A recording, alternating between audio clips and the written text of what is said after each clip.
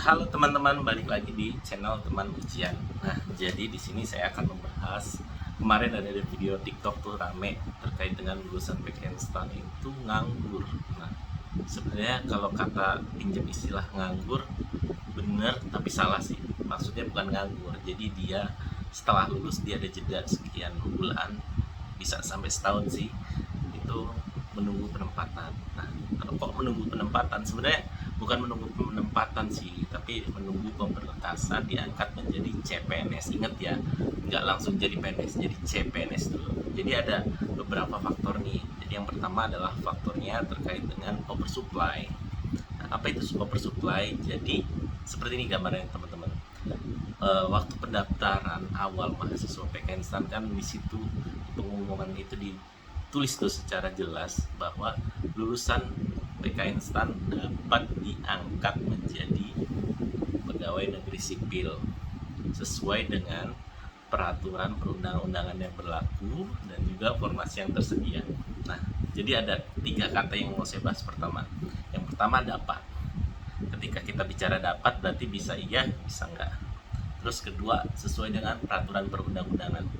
Berarti kalau sesuai dengan peraturan perundang-undangan berarti ada birokrasi yang harus dilewati ya. Kemudian yang ketiga, sesuai dengan formasi yang tersedia. Nah, ini faktor awal nih. Nah, kita abaikan dulu kata dapat. Nah, jadi kalau kita bahas dari perspektif perundang-undangan berarti kan ada birokrasi yang harus dilewati. Jadi saya jelaskan sedikit. Mungkin kalau untuk secara rinci kalian bisa carilah. Jadi ketika mendaftar misalkan D4 ya, dia mendaftar di 2020 nanti lulus 2024 katakanlah seperti itu. Mendaftarlah 2000 orang, setelah lewat proses DO pembelajaran ada yang mengundurkan diri, ternyata begitu 2024 lulus itu 1900 berkurang 100. Oke, kita punya angka 1900 ya.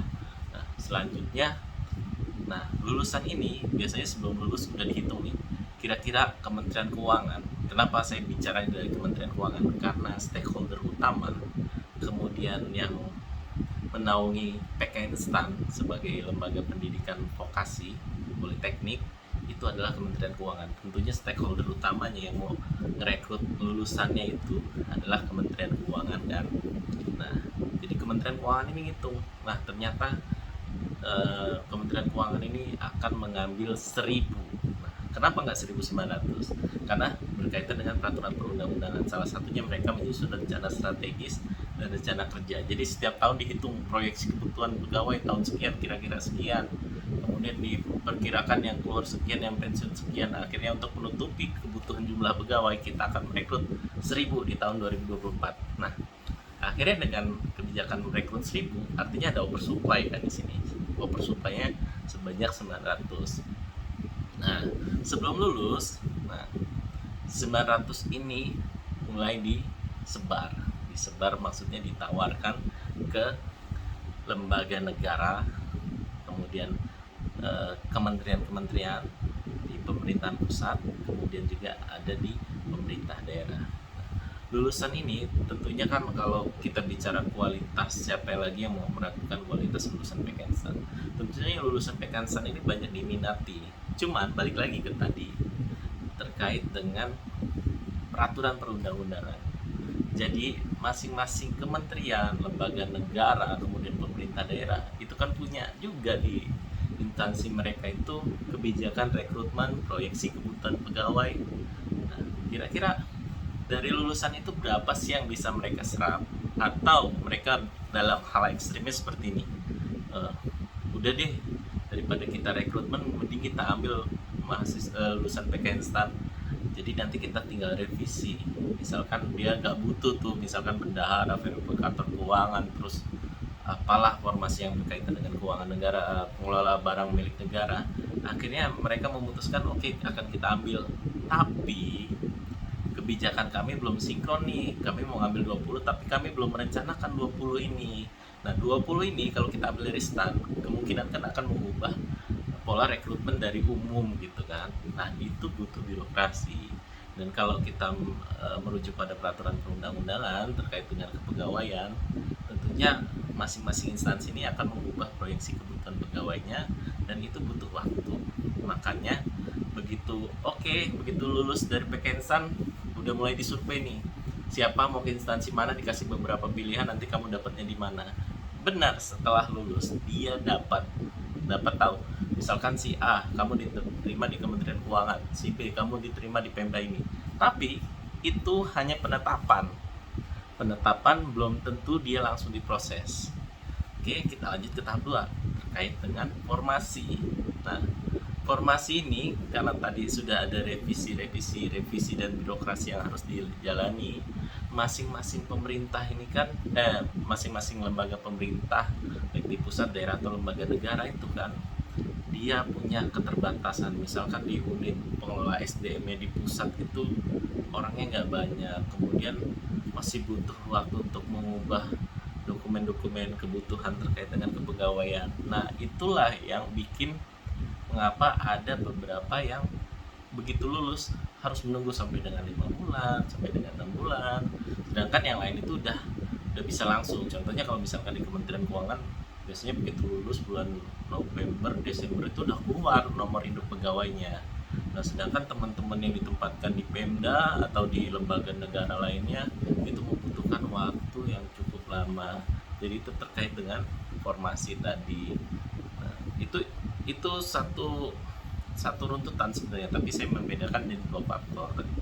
Nah, jadi begitu dia sambil menunggu, ya kalau ditanya dapat nggak uang gaji, ya enggak. Kenapa nggak dapat? Karena dia status dia belum pegawai. Seseorang lulusan STAN baru akan digaji ketika dia statusnya sudah pegang SK CPNS, kemudian dia sudah punya NIP. Bisa tuh dia ngerasain gaji pertama. Jadi apa yang dilakukan ketika dari lulus sampai dengan nunggu pemberkasan sampai dia menerima NIP, ya cuman menunggu. Kalau dia mau mengisi waktu dengan kegiatan lainnya silakan, ya nggak boleh itu dia lari dari ikatan dinasnya. Nah, seperti itu. Jadi kalau ditanya dapat gaji enggak. Jadi dapat gaji itu setelah kerja, paling dapat gaji dari kerjaan sampingan atau dari orang tua. Terus ada juga sih satu faktor lain yang pernah terjadi di tahun 2011. Ini udah lama kejadiannya. Jadi waktu itu pernah terjadi moratorium penerimaan CPNS. Dan karena kebijakan itu tidak memilah-milah antara CPNS yang dari rekrutmen umum dan juga CPNS yang dari sekolah kedinasan, akhirnya yang dari sekolah kedinasan yang lulus tahun 2011 itu baru bisa diangkat di tahun 2012 karena butuh waktu 1 tahun untuk melobi. Mungkin ini lobbynya tingkat tinggi ya, untuk melobi bahwa ini ada lulusan sekolah kedinasan yang memang sudah akan dikontrak menjadi CPNS, tapi mereka ini nggak bisa diangkat karena ada kebijakan moratorium. Makanya itu perlu pendekatan khusus yang saya pada saat itu kurang tahu regulasinya seperti apa. Yang pasti ketika ada lulusan Pekensan dan mungkin juga sekolah kedinasan lainnya lulus 2011 kemudian baru bisa diangkat tahun 2012. Nah, jadi kalau kalian berpikir lulusan sekolah kedinasan langsung ditempatkan, itu belum tentu mutlak, belum tentu diangkat langsung begitu lulus pemberkasan langsung jadi PNS. Bisa juga nunggu, karena ketika misalkan ini juga berlaku untuk sekolah kedinasan lain ya teman-teman. Misalkan Kementerian Dalam Negeri dia terima lulusan IPDN, ya dia bisa langsung diproses karena mereka sudah menghitung itu dari jauh-jauh hari. Nah, kalau misalkan yang lintas instansi ini yang agak ribet karena belum tentu instansi yang menerima itu justru mereka sudah bisa memproyeksi. Kita kan nggak bisa menebak isi kepala orang lain. Jadi untuk teman-teman yang mau dan berminat atau yang sedang menempuh pendidikan di sekolah kedinasan, baiknya antisipasi itu. Jadi jangan kaget ketika nanti ada yang julid, lulus Pekensan kok nganggur. Ya kenapa? Sebenarnya enak sih kalau menurut saya nganggur sebelum masuk dunia kerja. Jadi punya waktu sekitar berapa bulan untuk menetralkan diri dari lingkungan kampus. Mungkin dulu waktu nyusun skripsinya atau tugas akhirnya agak stres, dan teman-teman bisa punya waktu healing beberapa bulan sebelum masuk ke dunia kerja. Kenapa? Karena begitu bilang dunia kerja, kalian hanya akan berhenti. Ada 3 faktor: berhenti karena diberhentikan, baik itu kemauan sendiri atau berkasus dan lain-lainnya; kedua, meninggal dunia; ketiga, atau pensiun. Nah, jadi teman-teman yang masih menunggu, semangat.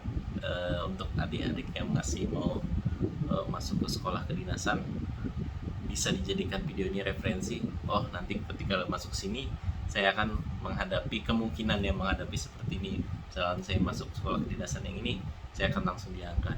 Jadi untuk video ini cukup.